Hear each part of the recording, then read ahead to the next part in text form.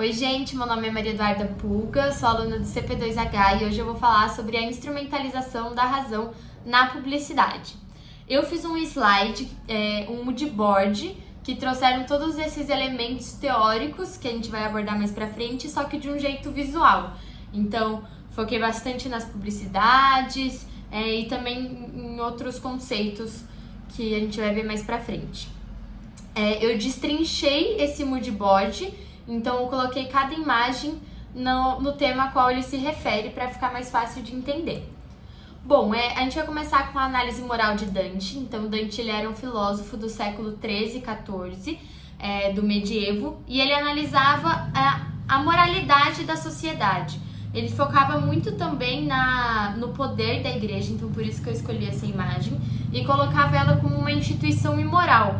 Então, todos os pecados, luxo, ganância, representação de poder, então ele trazia tudo isso de uma análise crítica. Então, a imagem aqui que eu escolhi traz essa ideia do poder da igreja.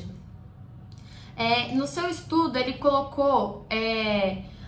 analisou os pecados que as pessoas cometem, que são vistos assim, na sociedade, em qual lugar do inferno a pessoa estaria. Então ele dividiu em 9 círculos.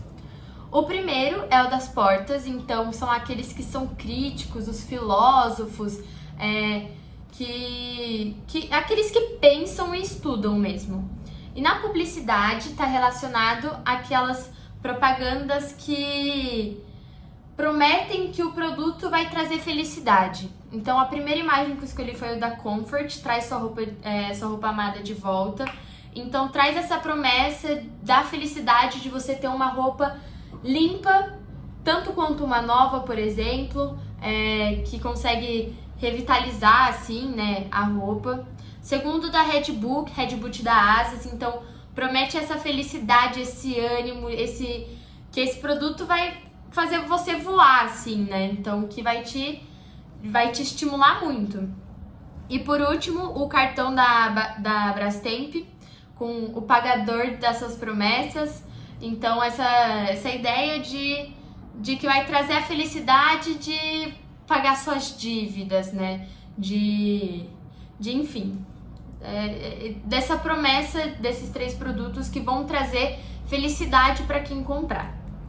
O segundo é o Vale dos Ventos. Então, na análise de Dante, são aqueles que praticam a luxúria, o adultério, e na publicidade é a exploração da sensualidade, da sexualidade, do desejo. Então, eu trouxe aqui muitas propagandas de cerveja, tem muito isso, Então, eu trouxe a da Itaipava, essa da Crio e também da Skol. As 3 têm essa ideia da sensualização da mulher, mulher de biquíni, fazendo poses sensuais, Então, usam muito desse artifício para fazer com que venda esse produto. Eu coloquei também a imagem de uma revista que tem 3 crianças e elas são postas de um jeito sensual, assim, uma adultilização da criança para venda de determinado produto. Aqui, pelo que eu acho, é uma roupa. Então, nesse Vale dos Ventos, ele se encaixa na publicidade quando acontece essa exploração da sensualidade para vender o produto. Depois, o Lago de Lama, então associar a comida e o bem-estar ao consumo, Então, na perspectiva de Dante, quando é o pecado da gula, comida, bebida em excesso. Isso pressupõe que as pessoas que têm muito, tudo em excesso, tem gente que não tem nada. Então, essa coisa do excesso mesmo. Daí eu coloquei várias publicidades, várias propagandas, que é exatamente isso. Então, a do Burger King tem essa questão de 2 por 1, preço baixo. Então, tudo isso faz com que as pessoas consumam mais em excesso. Associar o momento da comida com felicidade. Então, aqui o da bebida com a Heineken, o do Mac Momentos Felizes em Família, o do chocolate, a menininha super feliz comendo chocolate. Então, o do Brafood também, 50% de desconto. Então, todos esses elementos fazem com que a pessoa tenha vontade de consumir mais, né? Em seguida, Colinas da Rocha, que são aqueles que praticam a avareza. Então, o dinheiro, bens materiais, a ganância, então tudo isso sendo externado. E na publicidade, ele se baseia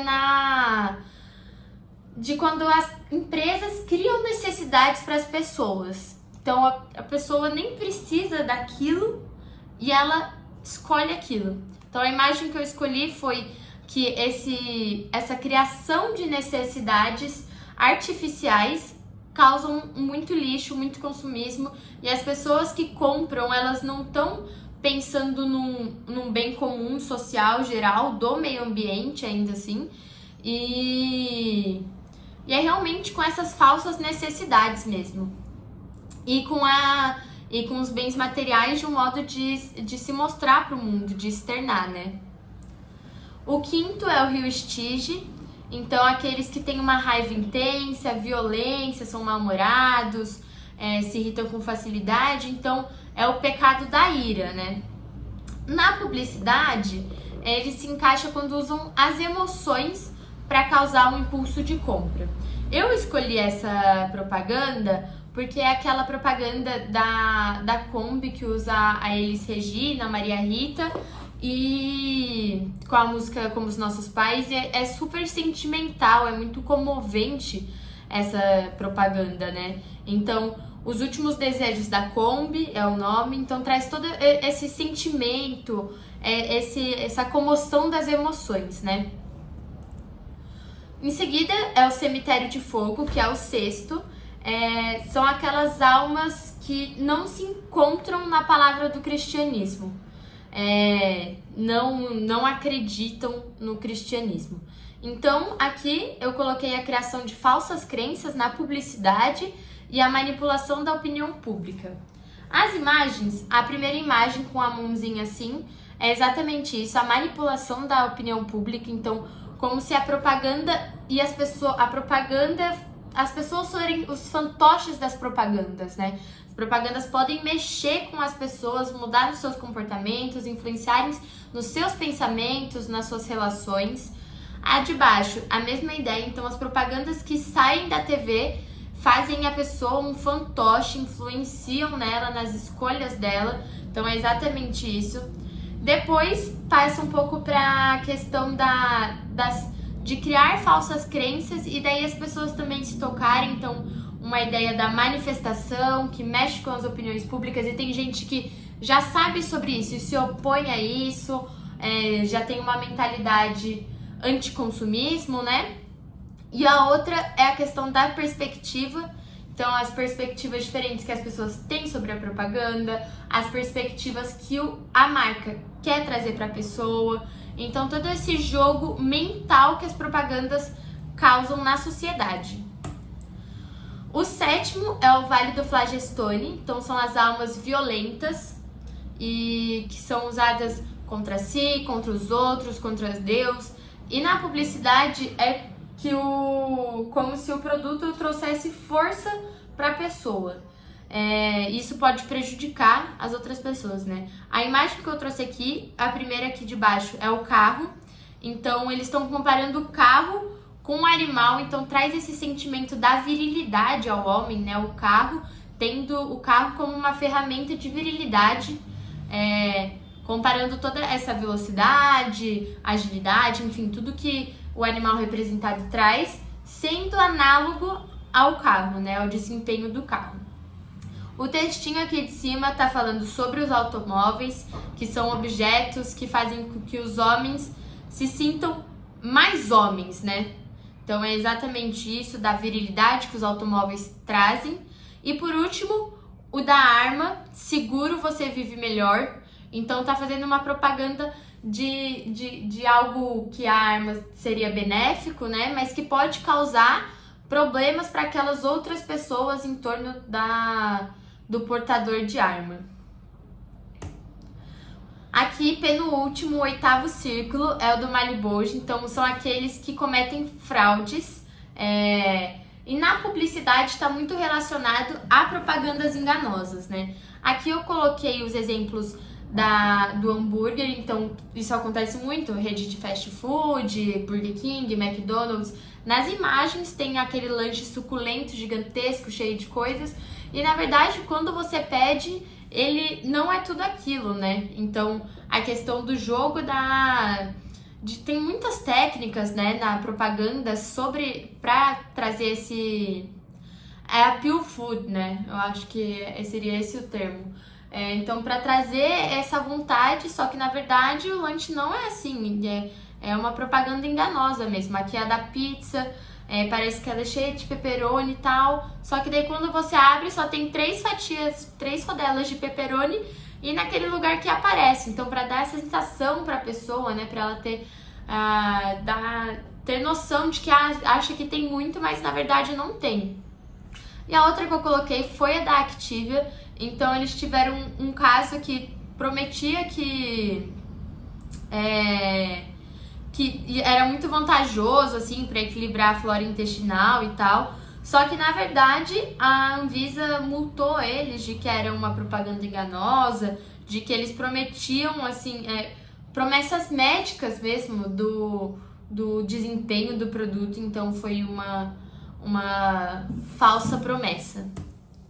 Por último, o Lago Cosset, que é onde o demônio reside na perspectiva de Dante, né? Então, junto a ele estão os traidores, assassinos, enfim, todas essas más pessoas, né? E na publicidade, tá na violação da confiança do consumidor. Então, quando eles usam da vulnerabilidade, por exemplo, das pessoas, até que foram as imagens que eu escolhi, a imagem de cima, a vulnerabilidade da criança, né? Então, quando joga todas as questões, todos os produtos para ela, e ela com toda a inocência, ela vai pedir para o pai dela, enfim. Até que tem muitas leis que regulam as propagandas para as crianças, né? Aqui também, embaixo, é a propaganda do Cristiano Ronaldo com a Claro. Ele passa trote, enfim, para as pessoas e traz exatamente isso, da inocência, apesar da propaganda não ser direcionada para as crianças, mexe com a imaginação da criança. Então traz essa ideia de que talvez passar trote é certo, mas na verdade não é, né? Bom, agora o segundo tópico é a valorização da razão na ciência moderna a partir do Renascimento. Então teve muita valorização, foram baseadas no iluminismo, né? Então teve muita valorização do homem, do antropocentrismo, do humanismo, então do homem no centro de todas as dinâmicas sociais. Então aqui tem a primeira imagem que é do homem vitruviano, então é uma imagem renascentista que mostra todo esse humanismo e antropocentrismo que são defendidos no Renascimento e na razão moderna, né? E embaixo tá o homem, muitas pessoas e um homem no meio. Então a ideia dessa imagem mesmo é trazer que o ser humano tá no centro de todas as dinâmicas sociais defendidas no renascentismo. Então a valorização da ciência moderna tem o René Descartes. Ele busca um método científico que traga a verdade absoluta para todos os questionamentos. Então, a partir da sistematização e organização, ele busca uma razão científica universal. Tem uma orientação ontológica, que então relaciona o homem, o Deus e o mundo, tem essa perspectiva multifacetada, né? Então, que relaciona todos esses sentidos, e também valoriza a razão e o pensamento. Então tem 2 métodos, né? Os métodos eles buscam consertar os erros dos sentidos, né? Já que essa linha de pensamento ela é muito racional, então de certo modo desvaloriza um pouco todas as questões da sinestesia, né? De todos os sentidos.